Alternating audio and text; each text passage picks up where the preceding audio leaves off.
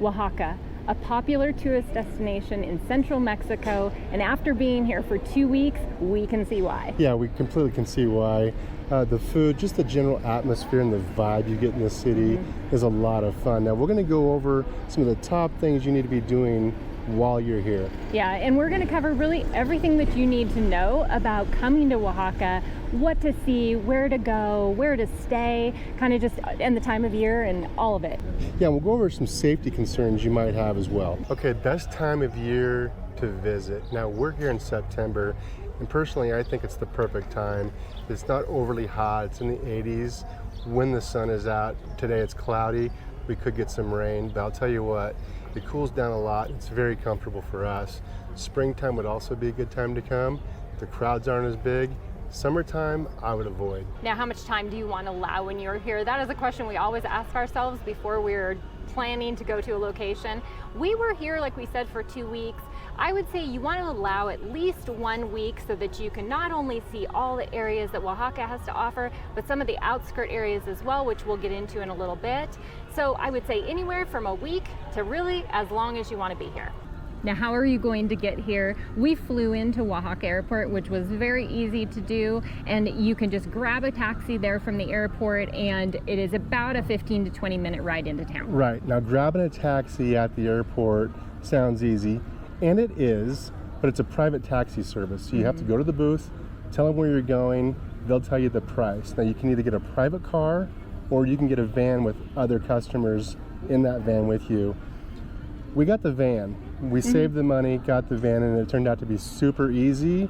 The people we were with were getting dropped off about 2 blocks from where we were getting dropped off, so we didn't save any time or lose any time either way. Yeah. So I would recommend getting the van. And just to kind of keep it, you do have to go through this private service there. When you do walk outside the airport looking for that maybe just other taxi service, they are not there in the parking lot. You have to walk quite a distance to find that. So go ahead and just do the private service. It's really just an easy way to do it. So now once you get here to the central part of Oaxaca where you probably want to stay, there's taxis everywhere. You can also take the city bus. I would recommend getting a taxi. There is no Uber, there is no Lyft, there's no app you can use. So taxi might be your way. Yeah, and they're all over the place, so you can just flag them down and you're good to go. Okay, now the top places that you want to see while you're here. One of the top places is right behind me here. This is the Santo Domingo Church. Santo Domingo Church is open from 7 to 1 during the day and then 5 o'clock till 8 o'clock, and that is daily. Now there's also a museum and a botanical garden. Those do have a fee to get into, but getting into the church is free to do. If you're not on our Instagram, it'd be a good idea because Carrie is constantly taking pictures and keeping us updated in real time. Another key thing that you want to do while you're here is to walk through the many street markets that are all over the town. They really are almost every day of the week. Some of them are closed on certain days, but boy, they're a lot of fun, and you can find some really cool things. You can find some really cool hats if you're into hats and you need a hat to keep your head covered. You can get yourself one of those. There's a lot of them. This is the best one, and I got it for the best price probably we too. got to get out someone's way here really quick. Oh, guy's working. We're not. Yeah, no, there is a kind of a little bit of everything. If you kind of want more of the maybe tourist collectible things like that, you're going to find those in the little street markets. If you want to find the things like, I don't know, the nicer, more authentic things to take home with you, you might find those in the little shops all around. A lot of jewelry. Okay, so that's the mini street markets. Now there's also the main market where you can get just about anything you need. You can get clothes, you can get hats, you can get a bunny rabbit. A bunny rabbit. I think they have kitchen sinks there. If you're really in need for a kitchen sink, you could probably pick one up. They've got it all. Yeah, and so you want to make sure and allow some time to walk through. It's really cool. They were not pushy at all, but you can just kind of go through and see just everything they have to offer. Now, the other area that you have to for sure check out is actually just right across the street from the main market, and that is the big food market. That is where you can hop in and check out all the many stalls where they are making food right there, get some mole, and at a really reasonable price. It's a location where a lot of the locals go and eat. So we had a lot of fun going there. They got more mole than you can shake a stick at.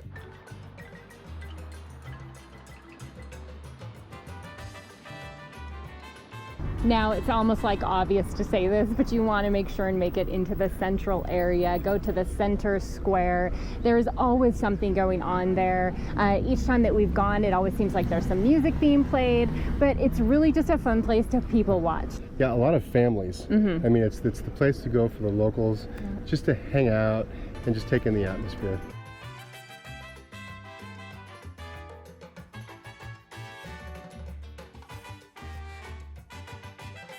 Now make sure with all of the other sites that you're going to be seeing that you really do allow enough time to just walk around and take in all of the neighborhoods. I think that has been my favorite part of Oaxaca, is just seeing all of the bright colored buildings and how each neighborhood has something just a little bit different to offer. Go out and look at street art. Go find as many pieces of street art you can find. Take pictures of it and put it on your Facebook or Instagram, because everybody, all your friends at home are going to want to see those. They're going to want to see them for sure. Take pictures of your food too. Because that's what you're supposed to do. If you have Facebook, you're supposed to take a picture of your food. Not all of it. And post it on just Facebook. A little. But some of our, we just kind of wander the streets. You don't have to just go to the main area and stay on that main street. Like, go to some of the side streets, because that's where some of the coolest shops that we have found. That's been where we found some of the best street art. And you just kind of get off the beaten path a little bit, and you'll be surprised what you find. So go explore is what you're saying. Go check it out. What do you got? What is it? Let me see. Let me see. Let me see. What, did you do that one? Yeah? Here's another thing you want to do. These little kids are going to try and sell you pictures. So go ahead and keep coins in your pocket. And let me see. Let me see.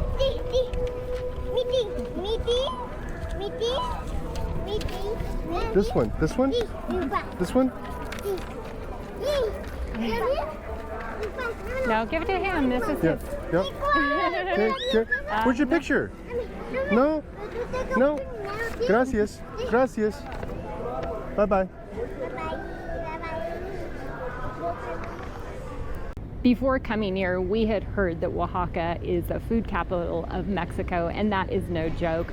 There are restaurants, multiple of them on every single block, of every imaginable kind of food that you want to have. If you are not a Mexican food fan, which I don't quite understand that, you will have no problem here. There is a little bit of everything for everybody. Yeah, there's some Thai dumplings we saw the other day, but I'll tell you what, Taco Tuesday is coming up, and to experience Taco Tuesday in Oaxaca, Mexico, on a Tuesday, cool. That's pretty cool. So we're going to be doing some of that here coming Tuesday, but I'll tell you what, I am not tacoed out.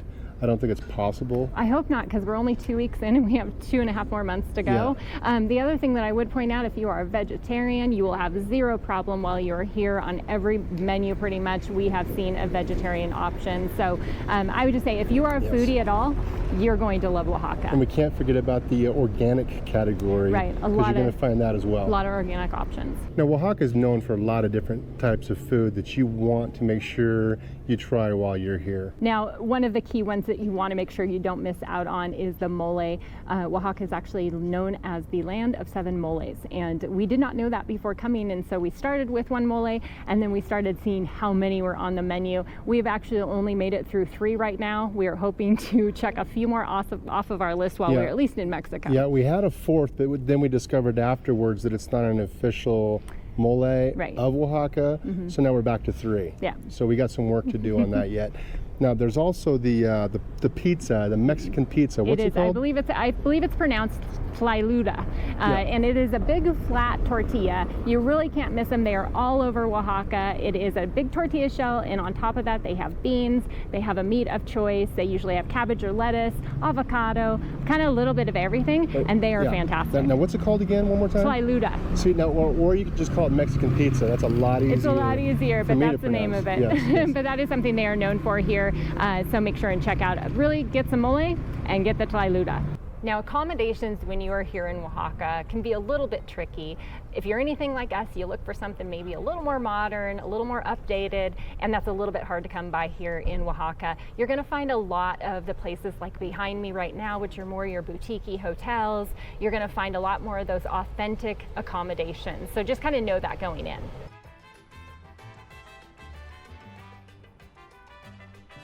Now, where do you want to stay when you are coming? This is an important thing to consider because if you're only here for a few days, you want to make sure you're near everything. And if you are only here for a few days, we would choose the Centro area. You are going to be around all of the sights to see. You're going to be around all the action, and it's just going to kind of be a short walk to everything. The one thing I would note for this area is it is going to be busy and it's going to be noisier. So if you're okay with that, then it might be the place for you. Okay, now personally, we would choose the Santo Domingo neighborhood to stay in.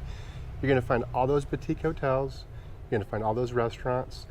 It's about a 5-minute walk from Centro, and the walking is easy. The sidewalks are good, the streets are good.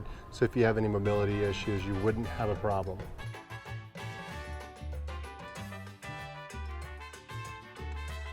Now, an area that is just west of the Centro area and going to be about a 15-minute walk is called the Halalaco area. I'm not sure if I pronounced that right, but I'm sure you're going to let me know if I didn't.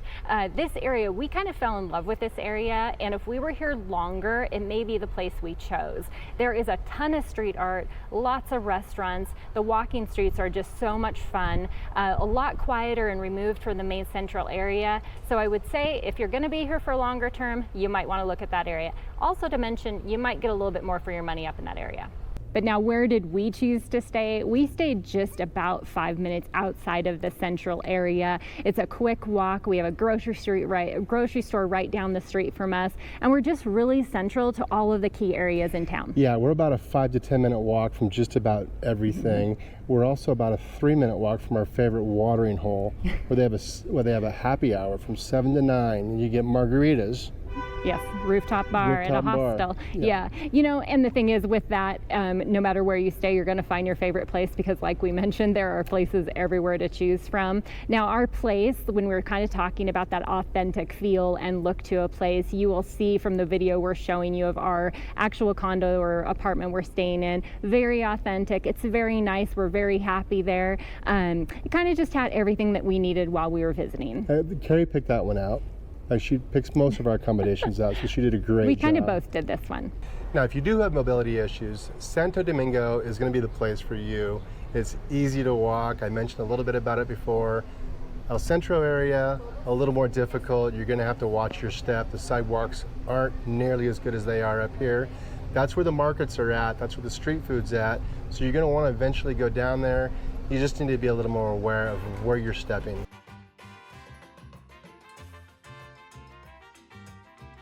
Now, one of the reasons you want to allow a little bit of extra time when you come and visit Oaxaca is there are some day trips that you want to do outside of the area. And the first one you want to start with is, now we have made our way to Monte Alban. Now this area is absolutely a must-see when you're here in Oaxaca. The way that we got here, how we chose to do it, is we caught just a bus that brings you up here.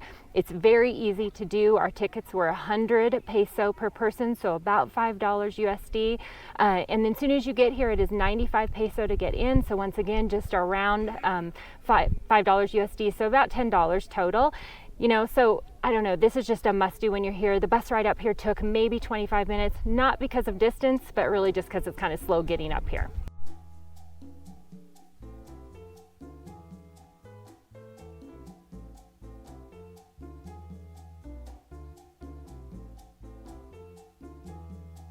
Now, if you would like a guided tour of this, you can also purchase those tickets as well. It comes with the guide, it comes with the bus, it comes with everything that you might need. Now, we'll leave that link below. Click on that link and it'll guide you through everything you need to do.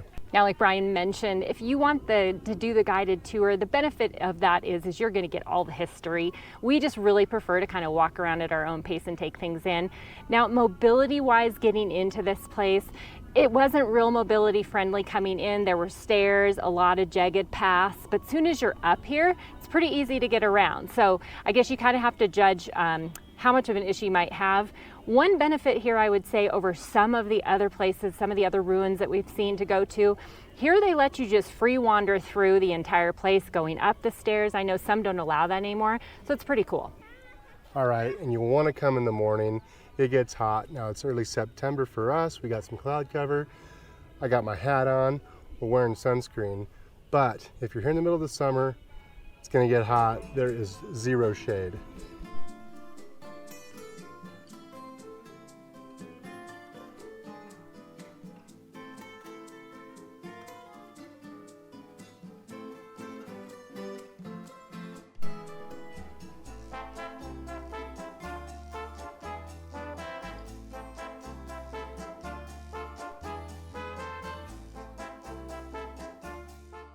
Now, Oaxaca is the birthplace of mezcal, so you're gonna wanna go on a tasting. There's a few different options.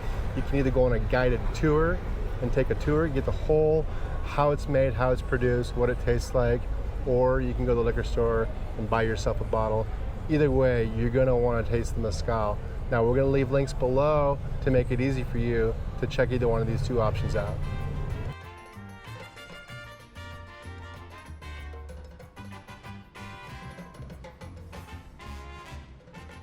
Okay, now the last thing you want to go see is the petrified waterfall. It is called, I believe, Hydra de Agua. Now, you can see this in a couple different ways. If you want to do the other things that we have mentioned, you want to go to Monte Alba, you want to go taste a mezcal, do a mezcal tasting, and you want to go to the petrified waterfalls, you can do that in one combined tour and pay one price. It's a full day, but you see it all. Once again, we will have links below for that as well. All right, so now what did it cost us to be here for 2 weeks in Oaxaca?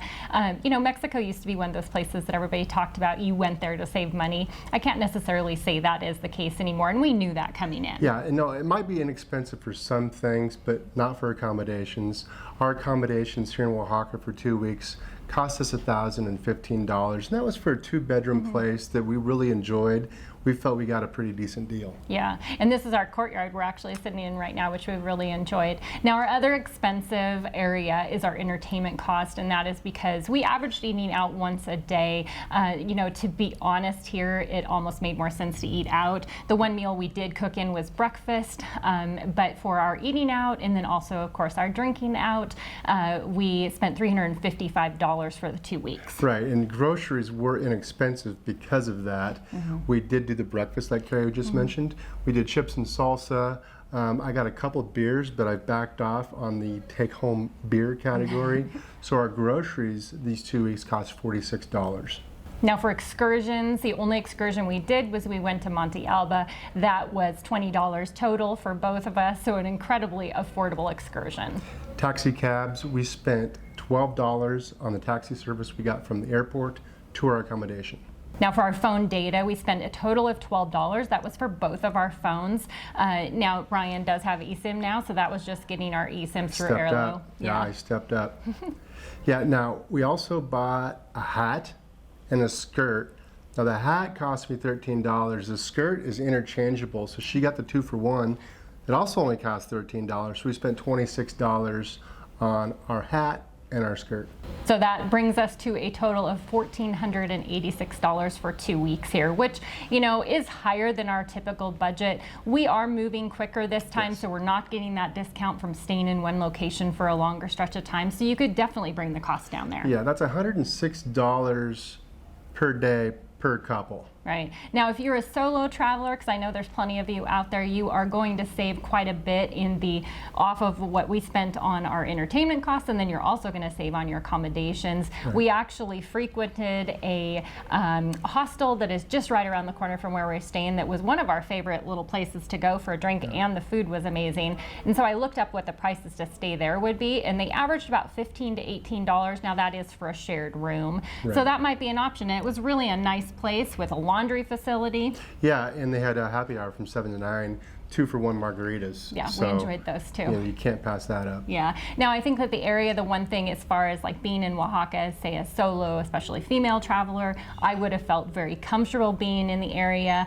We were out in the later evening, and during the day walking around, I would have had no, I don't know, any feelings of not being safe. Yeah, now let me correct you. You said later evening, she meant after dark. It gets dark here this time of year in September, about 7 o'clock. So late for us is about 8:30. So small correction. Later, yeah. but yeah, I think you'd feel completely safe being here as a solo female traveler.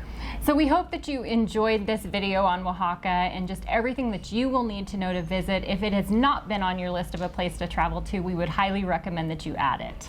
Thumbs up. We'd love for you to be a part of this channel and subscribe. We'll see you next time. Cheers. And that is no joke. There is food, not food, but there are restaurants, multiple of them, on every block. And every... Are you out of breath? I am. Stop.